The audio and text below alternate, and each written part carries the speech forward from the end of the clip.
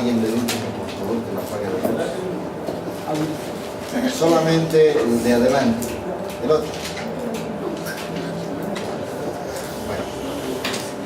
Bueno, estamos hablando de las condiciones de alto riesgo, ¿ya? Hemos indicado que son 6 condiciones de alto riesgo. El primero es el neumotórax, el segundo es el tórax inestable, el hemotórax, taponamiento cardíaco, shock y TEC. Son 6 condiciones de alto riesgo que vamos a tocar, ¿ya? El primero que hemos tocado es lo que es el neumotórax. Vamos a ver ahora lo que es el tórax inestable. Este es un cuadro cortito porque no hay mucho que hacer por este paciente estando en la calle. Se llama tórax inestable cuando existen más de 3 costillas fracturadas en 2 o más sitios, ¿ya?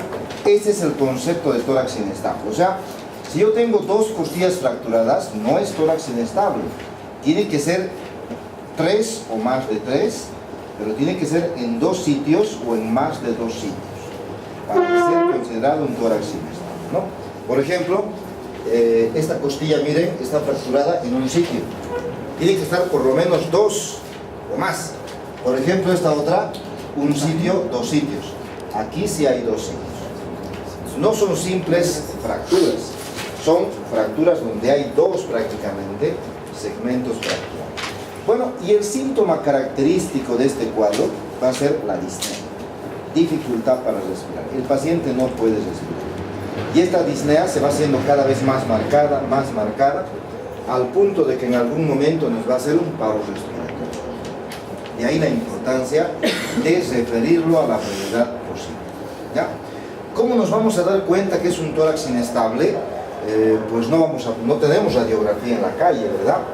La clave del diagnóstico es la respiración paradójica o el movimiento paradójico que se llama, donde existen segmentos sueltos prácticamente de la costilla que se van a mover en sentido contrario a la respiración. Por ejemplo, este hueso que está suelto, cuando el paciente inspire, el tórax se eleve, este pedazo se va a hundir.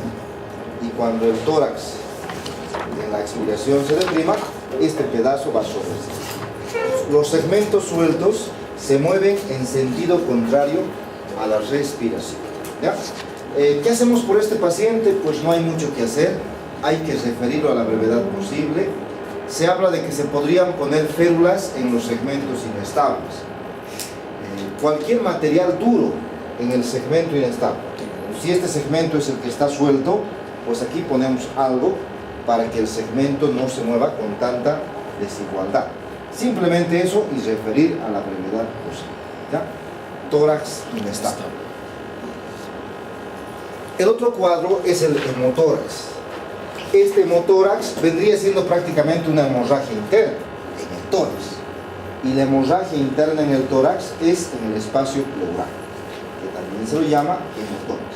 Acumulación de sangre entre las 2 pleuras, pleura parietal y pleura visceral, ¿no?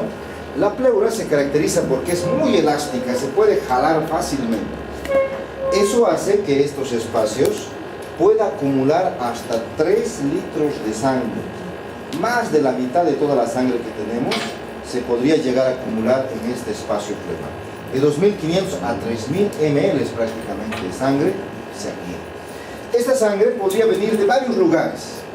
No es simple o siempre del pulmón. Podrían ser de vasos que llegan al pulmón. Podrían ser de vasos del paquete vasculonervioso que pasa por debajo de todas las costillas, de esa arteria, de esa vena. Podría ser de eso. ¿Qué nos va a dar este cuadro? Nos va a dar un shock hipovolémico. El paciente nos va a hacer un estado de shock, que vamos a ver también en este capítulo, ¿no? Piel pálida, sudorosa, taquicardia, taquipnea, llenado capilar prolongado y demás signos que lo vamos a ver. Entonces, es un shock hipovolémico, ¿ya? Lo característico. ¿Qué vamos a hacer por este cuadro? Lo mismo, hay que transportarlo inmediatamente, ¿ya? El problema radica en que los cuadros se parecen. Por ejemplo, si recuerdan el neumotórax, en el neumotórax había un shock.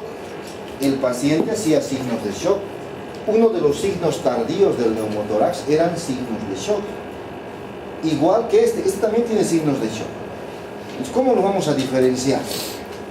Pues porque el neumotórax tiene dilatación de las venas del cuello. El neumotórax tiene lo que es desviación de la tráquea y varios otros datos, ¿no? Entonces, hay que hacer diagnósticos diferenciales. Otra condición de alto riesgo, que también es relativamente corta, es el taponamiento cardíaco. Así se lo llama, taponamiento cardíaco. Bueno, este viene de una relación muy importante. Normalmente el corazón está cubierto de esta capa que se llama pericardio.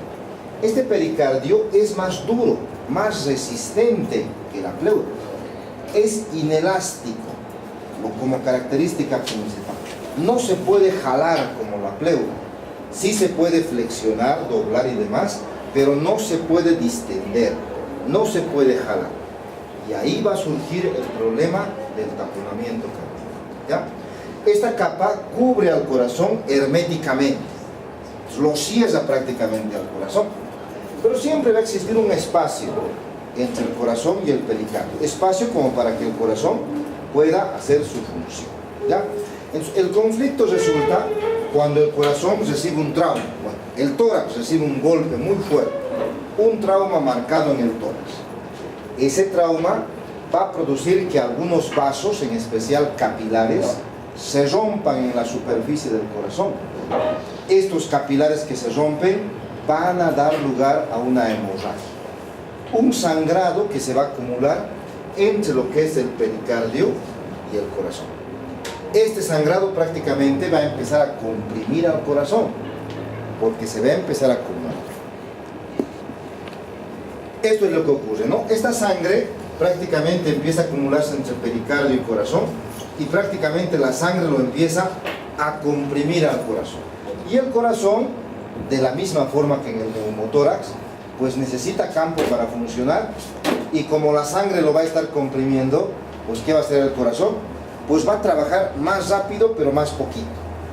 Toda la sangre que debería entrar al corazón no va a entrar, porque el corazón no tiene campo para recibir toda esa sangre. Eso quiere decir que la precarga se va a acumular. Todo el sistema venoso se va a acumular. La acumulación del sistema venoso va a dar lugar a que las venas del cuello se dilaten, se distiendan, igualito que en el neumotórax, ¿verdad? Entonces, como toda la sangre no puede entrar, y lo único que va a entrar es poca cantidad de sangre, pues la sangre que va a salir del corazón también va a ser mínima. Y eso nos va a aparentar como si el paciente tendría un estado de shock. O sea, va a aparentar como si no tendría sangre el paciente. El paciente va a estar pálido, sudoroso, taquicárdico, taquimédico, igualito que en el shock hipovolémico. El mecanismo es distinto, ¿verdad? Bueno, ¿cuánto es la cantidad de sangre que se acumula? De 200 a 300 cc solamente. Es decir, medio litro de sangre. Ni siquiera medio litro es 600, ¿verdad? Perdón, 500, porque un litro es 1000. Entonces, ni siquiera medio litro de sangre, menos de medio litro. Y no se puede acumular más. Es imposible que se acumule más porque no alcanza. Es un espacio cerrado. Solamente se acumula de 200 a 300, nada más. Y a consecuencia de todo lo que hemos hablado, va a disminuir el gasto cardíaco. Perdón, ¿cc es mismo que ml? ml o cc, centímetros cúbicos, es lo mismo, ¿ya? ¿Qué era el gasto cardíaco? Si recordamos, la cantidad de sangre que expulsa el corazón, es el gasto cardíaco. En cada sístole el corazón expulsaba 70 ml de sangre. Pues lógicamente, si el corazón ahora está aplastado, aprisionado, pues imposible que expulse 70, ¿verdad? Se va a reducir el gasto cardíaco. Las venas del cuello se van a dilatar, igual que en el neumotórax, por el estancamiento venoso, y el paciente nos va a hacer un signos de shock, todos los signos de shock, ¿ya? Les vuelvo a indicar, los cuadros se parecen. Este viene por trauma en el tórax. Recuerden que el hemotórax, acumulación de sangre en el espacio pleural, también viene por trauma en el tórax, pero este viene con dilatación de las venas del cuello, ¿verdad? ¿Cómo lo diferenciamos del neumotórax? Este no viene con desvío de la tráquea y no viene con asimetría en la función pulmonar. Los pulmones se mueven igualitos los dos. No hay simetrías, asimetrías en la inspiración, expiración, como hemos visto en el neumotórax, ¿ya? Taponamiento cardíaco. ¿Qué hacemos por el paciente en la calle? Pues simplemente lo que hacemos es acelerar el transporte. Podemos hacer el tratamiento del shock, es decir, recostamos al paciente, levantamos los pies, aflojamos prendas de vestir y demás. Más de eso no podemos hacer nada en la calle, ¿ya? Esta es una emergencia, porque de la misma forma que el neumotórax, si el paciente hace paro cardiorrespiratorio, el RCP no sirve. Y lo que hay que hacer, hay que sacar la sangre de este espacio pericárdico. ¿Cómo lo sacamos en el hospital esta sangre? Pues metemos un catéter. ¿Qué es el catéter? Es una aguja larga. Y metemos el catéter prácticamente entre el apéndice xifoides y el reborde costal. Vamos metiendo con una guía ecográfica, haciendo una ecografía, hasta perforar el pericardio y poder aspirar la sangre. Es una situación, un tratamiento de emergencia. Bueno, y vamos a entrar a la penúltima condición de alto riesgo, que es el shock, el estado de shock. Este ya lo hemos hablado en varios temas, lo hemos mencionado, hemos visto algunos signos, síntomas y demás, ¿no? Es uno de los cuadros más dramáticos, mortales, en alto porcentaje estando en la calle, ya que la mayor parte de los traumas, fracturas y demás va a producir la pérdida de sangre, ¿verdad? Pues aquí llamamos estado de shock, antes se llamaba choque, ahora es simplemente shock, ¿ya? Es una perfusión inadecuada generalizada. Quiere decir que en el estado de shock todos los órganos están sufriendo la falta de sangre, ¿ya? Si recordamos nosotros el tema de hemorragia, dijimos, si el paciente tiene una herida en el antebrazo, el paciente se desangra. Al desangrarse, la presión desciende. Al bajar la presión, no puede llegar sangre al cerebro. Y el que sufre es el cerebro. Y a consecuencia de que el cerebro está sufriendo, el paciente tiene visión borrosa, mareos, debilidad, zumbido en el oído y demás, ¿verdad? Eso es porque el cerebro está sufriendo. Decimos shock cuando todo sufre, no solo el cerebro, corazón, riñones, hígado, pulmones, páncreas, la piel, todas las células están sufriendo la falta de oxígeno, ¿verdad? Entonces, hablamos de una pérdida muy marcada de sangre o una prolongación en la hemorragia prácticamente que va a llevar a un estado de shock. Y este shock va a llevar a que los órganos pues vayan muriendo y venga la muerte del paciente, ¿ya? Normalmente existen 4 tipos de shock: shock hipovolémico, cardiogénico, obstructivo, distributivo. 4 tipos. En sí existen 5 tipos de shock. Tenemos el shock espinal, que lo vamos a hablar más adelante. No lo mencionamos acá porque la sintomatología es distinta, ¿ya? ¿A qué me refiero? Los 4 tipos de shock vienen con taquicardia, con taquipnea, presión baja, piel pálida, llenado capilar prolongado. O sea, todos los shocks tienen la misma sintomatología. Toditos son iguales en la sintomatología del shock.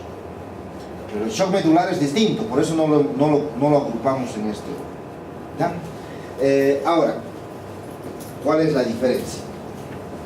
El shock hipovolémico es el más frecuente de los shocks, ¿ya? El trauma en la calle es el más frecuente. Este shock hipovolémico, como primera causa, es la hemorragia. De ahí, hipo significa disminución. Volemia es la cantidad de sangre que tenemos en los vasos. Si hablamos de shock hipovolémico, hablamos de un shock donde la sangre ha disminuido, ¿verdad? La principal causa, la hemorragia. Hemorragia interna, hemorragia externa, Pues la hemorragia es la principal causa del shock hipovolémico, ¿ya? Pero también otra causa del shock hipovolémico es, por ejemplo, la deshidratación. Un paciente que está con vómitos, diarrea, podría llegar a choquearse. Un paciente quemado en una extensión muy grande, también podría hacernos un shock hipovolémico. No es exclusivo de la hemorragia, ¿ya? Recuerden que un paciente quemado pierde grandes cantidades de líquido, pero pierde suero. Y recuerden que la sangre se divide en lo que es suero y los elementos formes. Igual entra en estado de shock el paciente. Shock hipovolémico. ¿Qué necesita este shock hipovolémico? Pues líquido, suero, sangre. Eso es lo que necesita el shock hipovolémico, ¿ya? El shock cardiogénico, como su nombre indica, es un shock de causa cardíaca. Si recordamos el infarto de miocardio, un paciente que sufre un infarto de miocardio por el ataque a este órgano tan principal, va a liberar una serie de hormonas y demás que van a hacer que el paciente entre en un estado de shock. Este paciente con infarto de miocardio va a tener la piel pálida, sudorosa, taquicardia, taquipnea, todos los signos de shock. Es un shock de causa cardíaca. Este shock no necesita sangre, tampoco sueros, ¿no? Entonces, no todos los shocks se tratan de la misma. El shock obstructivo es el shock que acabamos de ver en dos cuadros: neumotórax a tensión, taponamiento cardíaco. Recuerden que en estos cuadros prácticamente el corazón está aprisionado, aplastado, si vale el término, y el corazón no puede recibir toda la sangre. Eso hace que la sangre se acumule en la precardia. Aquí no falta sangre. El problema es que hay una obstrucción a nivel del corazón que hace que solamente al corazón entre poca cantidad de sangre y salga también poca cantidad de sangre.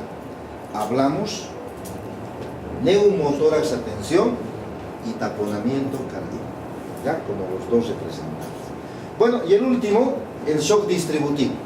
Este shock distributivo se lo llama distributivo porque la sangre se va a distribuir en unas áreas y no en otras. Entonces, aquí no pierde el paciente tampoco ni una gota de sangre. El problema es de que se va a presentar una vasodilatación. Los vasos periféricos se van a dilatar y ahí se va a acumular la sangre. Una de las causas es la alergia, el shock anafiláctico que se llama, ¿no? Si le ponemos a un paciente, por ejemplo, una penicilina y el paciente es alérgico a la penicilina, este paciente nos va a hacer un estado de shock de tipo anafiláctico, ¿verdad? No pierde nada de sangre. El problema son la dilatación de los vasos. De ahí que el shock anafiláctico, el tratamiento es la adrenalina. La adrenalina, que es un vasoconstrictor, ¿ya? También otra causa de shock distributivo tenemos la sepsis. La sepsis, que quiere decir infección generalizada. Otra de las causas, ¿no? Bueno, ¿qué hacemos en el estado de shock entonces? Pues hay que investigar. Y vamos a investigar la causa. Hay que buscar hemorragia, si ha sangrado el paciente, o si está vomitando sangre, o si está haciendo deposiciones con sangre y demás, ¿no? Hay que buscar el antecedente de diarrea y vómitos, que son causas de shock. Más en niños, es más frecuente la diarrea y vómitos en los niños como causa de shock, pero también pueden aparecer en adultos, ¿no? Hay que preguntar acerca de infecciones, ya que la infección generalizada, llamada sepsis, nos da un estado de shock. Dolor en el tórax. Recuerden que problemas cardíacos nos producen estado de shock. Consumo de drogas o medicamentos. Recuerden que las alergias nos pueden producir un estado de shock, ¿no? Entonces, investigamos prácticamente todas estas causas, ¿no? ¿Cuáles son los signos y los síntomas del estado de shock? Pues ya los hemos visto en varios capítulos. Aquí los hemos separado por sistemas, de acuerdo a los sistemas y el sufrimiento del sistema, ¿no? Por ejemplo, el sistema nervioso central, el cerebro.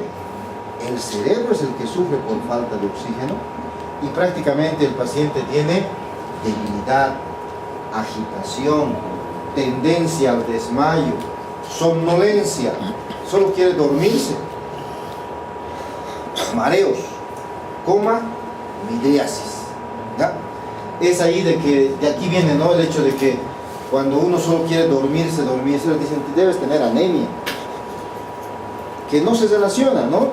Porque también uno tiene ganas de dormir por la hipoglicemia y también tiene ganas de dormir por el cansancio, ¿no?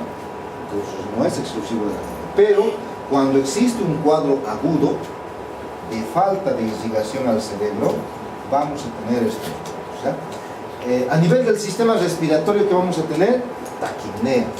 La respiración va a ser más de 20 por minuto, pero la respiración siempre es superficial del shock. Toda la vida es una respiración rápida, pero superficial. Y lógicamente también vamos a tener una cianosis. Recuerden que el shock lo hace todos los signos. Por ejemplo, no puede haber shock con respiración normal, no hay. No puede haber shock con pulso normal. Tiene que haber todos estos signos para que digamos que el paciente está en un estado de shock, ¿ya? Por eso,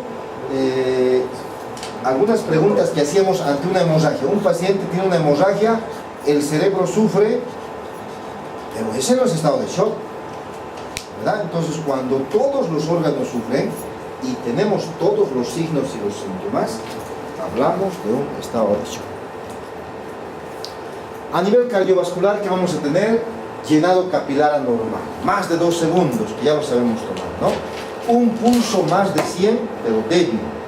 Es un pulso totalmente flaco, de disminución de la fuerza, ¿no? Si podríamos tomar la presión ha de estar baja, menos de 90-60, como signos típicos de la parte cardiocirculatoria. A nivel de la piel, ¿qué vamos a tener? Palidez. El paciente se vuelve pálido, blanco prácticamente, ¿no? Frialdad, el paciente se vuelve frío. Sudoración, típico, cuando le tocamos al paciente la cara, tiene una palidez, pero es húmeda, no es seca, ¿ya? Y cianosis. La cianosis, que recuerden que se ve en ciertas áreas, los labios, por ejemplo. Típico ver la cianosis en los labios, ¿no? Podemos tener náuseas, vómitos, que es muy frecuente en el estado de shock, y los ojos hundidos, se hunden los ojos, ¿no? ¿Por qué existen náuseas y vómitos?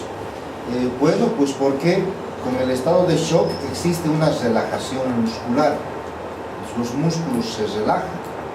Además de eso, si se acuerdan, cuando había una hemorragia, había una redistribución de la sangre, y en la redistribución de la sangre se le quitaba la sangre a las vísceras abdominales para llevar la sangre al cerebro, corazón y pulmón.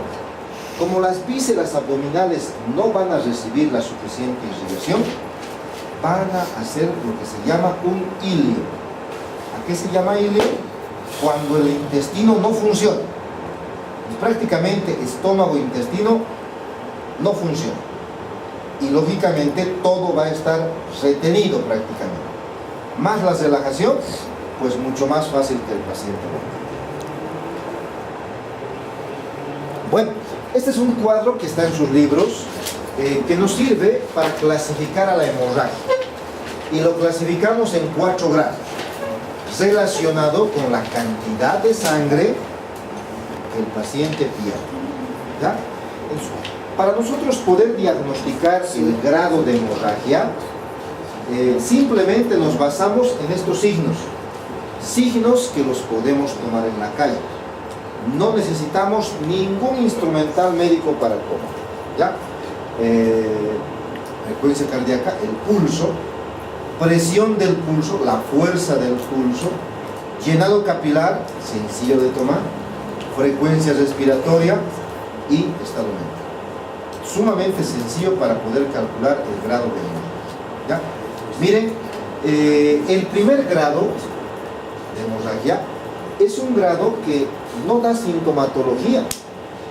Entonces miren, el pulso normal, fuerza del pulso normal, todo es normal en el primer grado. el primer grado implica una hemorragia de menos de 750, ¿no? Entonces, es una unidad de sangre y un poquito más. Eso se explica, puesto que el cuerpo está normalmente capacitado para poder perder cierta cantidad de sangre. Y prácticamente el cuerpo se va compensando esa pérdida de sangre, sin dar sintomatología.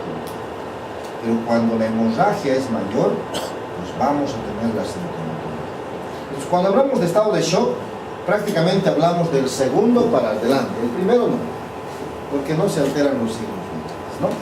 Entonces, por ejemplo, si vemos el grado 4, el último, esto implica de que ha perdido más de 2000 centímetros cúbicos o ml o 2 litros de sangre. ¿Cómo va a estar el pulso? Más de 140. ¿Cómo va a estar la presión del pulso? La fuerza disminuida. Llenado capilar, más de 2 segundos. Respiración, más de 35 por minuto. Estado mental, confuso, letárgico. El paciente prácticamente está semi-inconsciente. Grados de hemorragia. Bueno, ¿qué vamos a hacer en el tratamiento del estado de shock?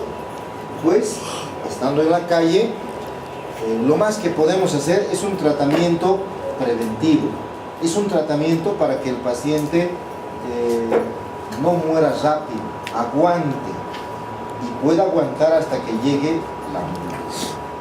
Son tratamientos, no hacemos tratamientos curativos en la calle, a no ser que veamos una hemorragia, ¿verdad? Y hagamos la compresión, el vendaje y todo. Lo que más hacemos es acostamos al paciente, tratamos de aflojar todas las prendas de vestir ajustadas que tenga, cinturones, corbatas, corpiños, cualquier material ajustado que tenga el paciente. Tratamos de levantar los pies, las manos del paciente para tratar de que toda la sangre se centralice en cabeza, corazón y pulmones, ¿ya? Esto, por ejemplo, esto es lo que les decía que hacemos en el hemotórax, que es una hemorragia interna. ¿Qué le vamos a hacer? Le hacemos esto hasta que llegue la ambulancia.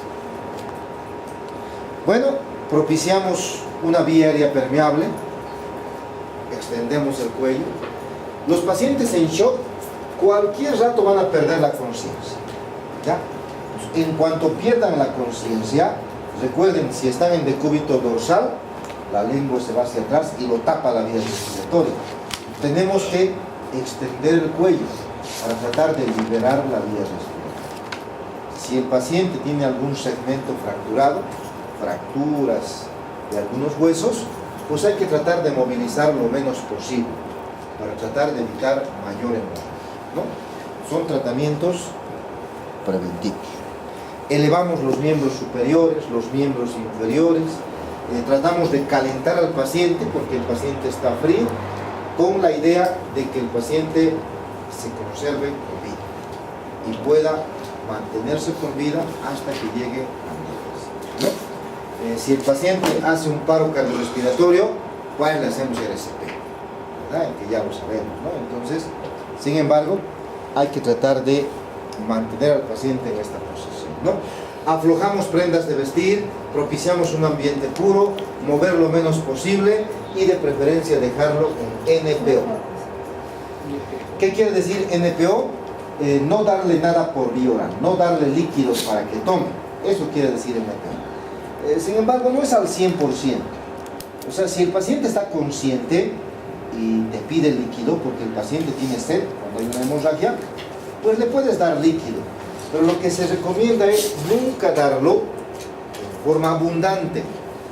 Le das un sorbo y esperas un tiempo, otro sorbo y otro tiempo. Si el paciente se toma abundante líquido, el líquido se va a retener en el abdomen y cualquier rato va a morir, ¿ya? Es el mismo tratamiento que hacemos en las lipotimias. ¿Cuál es la causa para que una persona se desmaye? Por ejemplo, en la universidad, que alguien pierde el conocimiento, se desmaya. ¿Cuál será la causa para que se desmaye? Las más frecuentes son dos: la presión baja y la hipoglicemia. ¿ya? El azúcar se baja y la presión se baja. Es una de las dos, es la más frecuente. ¿Cuál es el tratamiento para la presión baja? Pues entonces hay que recostarlo, hay que levantarle los pies, hay que aflojar prendas de vestir, hay que extenderle el cuello para que pueda respirar. Bueno, y se va recuperando nomás el paciente cuando es por hipotensión. Bueno, y en algunos casos también se recomienda, por ejemplo, darles agua con azúcar. Por la hipoglicemia, que es otra de las causas frecuentes para que un paciente pierda el conocimiento, ¿verdad? Por ejemplo, el embarazo. ¿Por qué algunas embarazadas pierden el conocimiento? Se desmayan. Por hipotensión. La presión es baja por la liberación de hormonas. Y también el tratamiento es el mismo.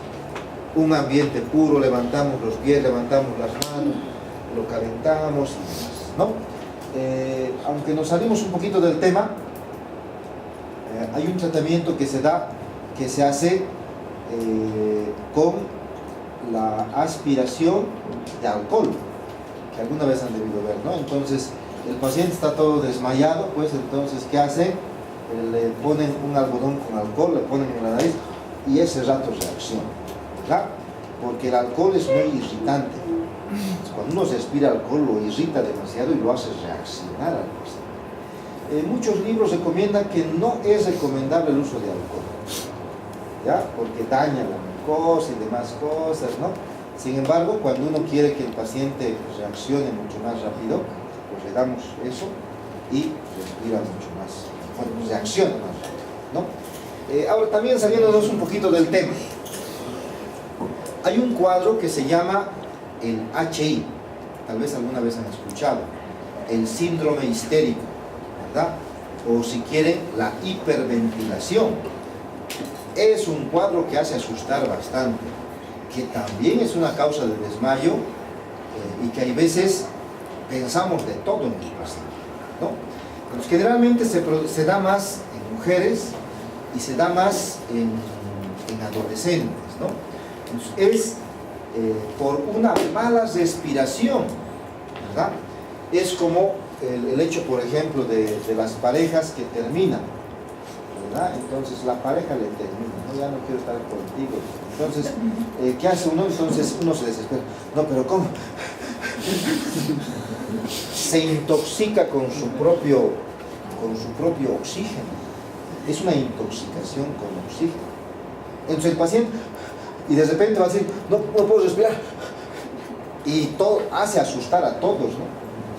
De repente sus nervios empiezan a encoger. Y sus manos, no sé qué tengo, mis manos. Uy, en el hospital hay veces se asustan, le ponen vía, le ponen suero, por poco le hacen desfibrilación, ¿verdad? Y simplemente es una intoxicación por oxígeno, ¿ve? A momentos, pues, les damos una bolsita para que respiren. Una bolsita, les tranquilizamos y demás, y se pasa. Pero hace asustar. Los pacientes a momentos se tiran. Se caen en el suelo y hacen un berrinche tremendo. Pero al final no tienen nada. Simplemente es una intoxicación por oxígeno. Pero te dan el susto. Cuando llegan, tú piensas de todo, ¿verdad? Bueno, la última condición de alto riesgo, el TEC, traumatismo encefalocránico. Esta parte es un poquito árida en el libro, porque siempre hablar de cerebro, de sistema nervioso, es árido, siempre es árido, ¿no? De ahí que recuerden que la especialidad más larga, la neurocirugía, es la más larga, ¿no? Porque estudia el cerebro. Entonces, un montón de fibras nerviosas, de nombres, un montón de campos en el sistema nervioso, ¿no? Entonces, se los he tratado de resumir para tratar de entender lo que nos corresponde para entender los traumas, ¿ya? Primeramente, recordarles que el cráneo está cubierto por unas estructuras que se los ha llamado el cuero cabelludo. Así se lo llama, cuero cabelludo. Es el único lugar en el cuerpo donde todas las estructuras de la piel y sus anexos reciben el nombre de cuero cabelludo. En ninguna parte más.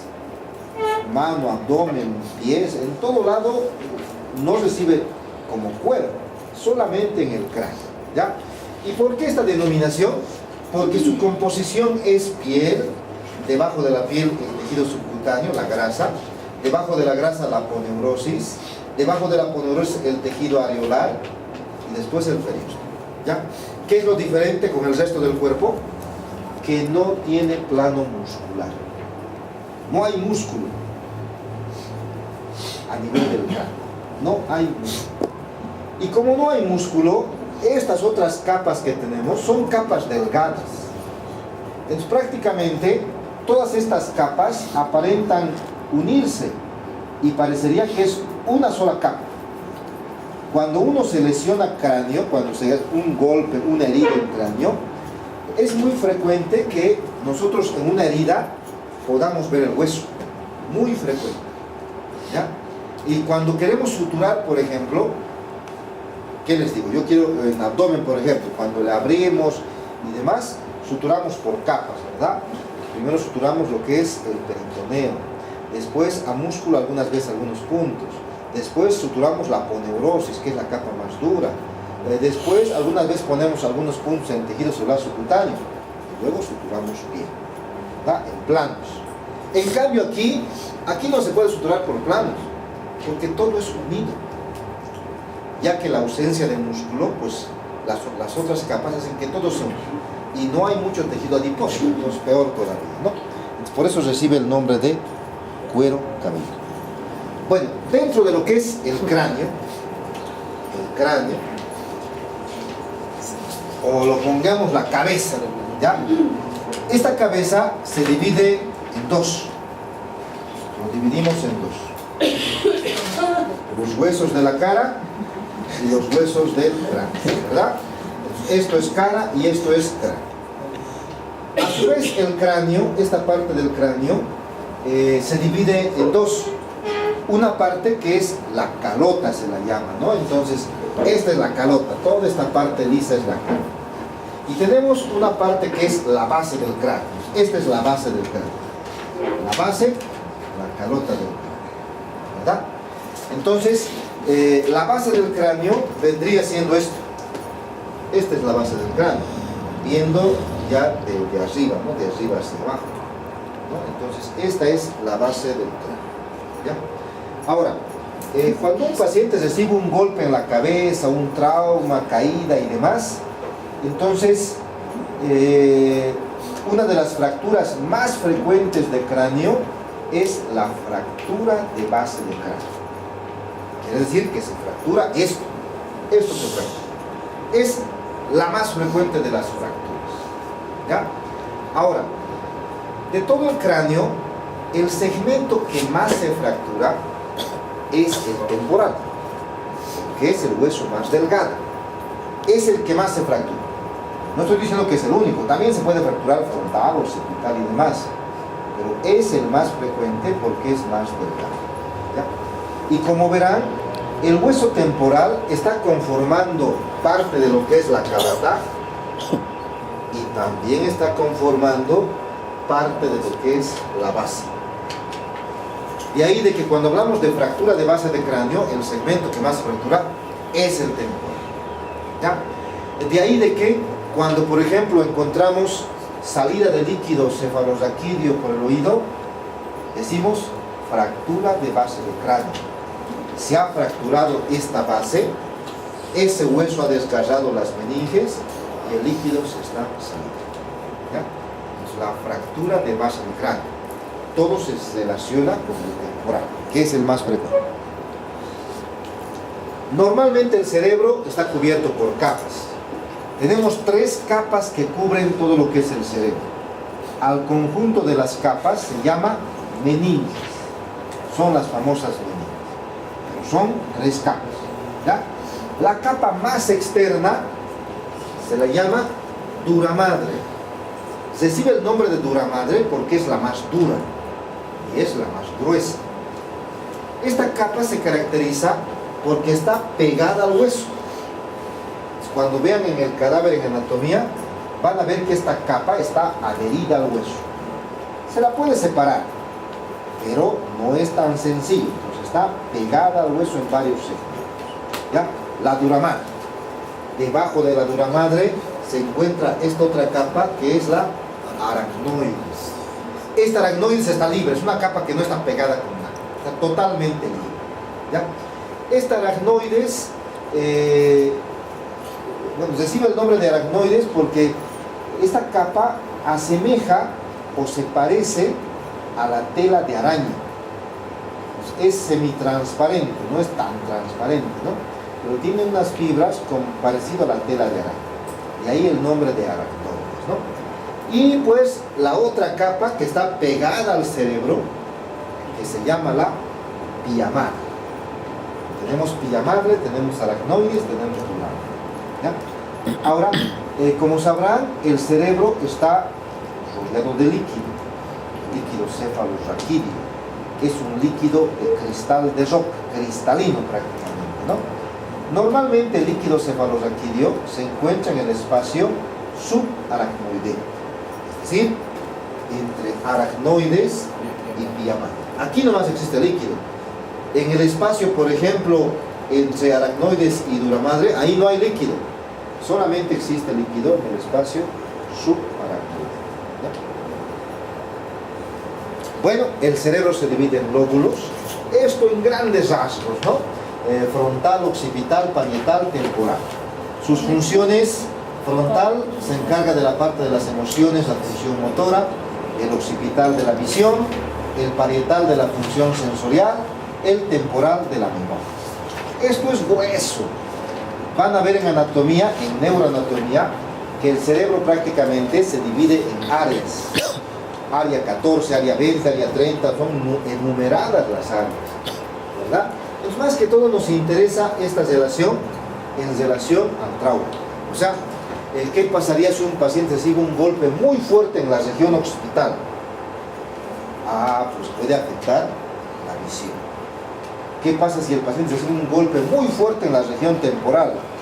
Pues puede afectar la memoria, ¿no? Entonces, para eso, para la relación con eso más que todo, les ponemos la atención, ¿no? Bueno, y les comentaba, el cerebro está cubierto por un líquido que se llama líquido cefalorraquídeo. ¿Por qué se llama cefalorraquídeo?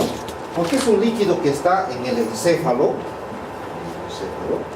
y también en el raquis, que vendría siendo la médula. En la médula, dentro de la columna, también hay líquido. Por eso se lo llama líquido cefalorraquídeo, ¿ya? Les recuerdo que el líquido cefalorraquídeo solamente está en el espacio subaracnoideo, nada más que en el subaracnoideo. Se forman en los plexos coroidales de los terceros ventrículos en el cerebro, y es un líquido que está herméticamente cerrado. No hay ni un solo orificio por donde salga este líquido, totalmente cerrado.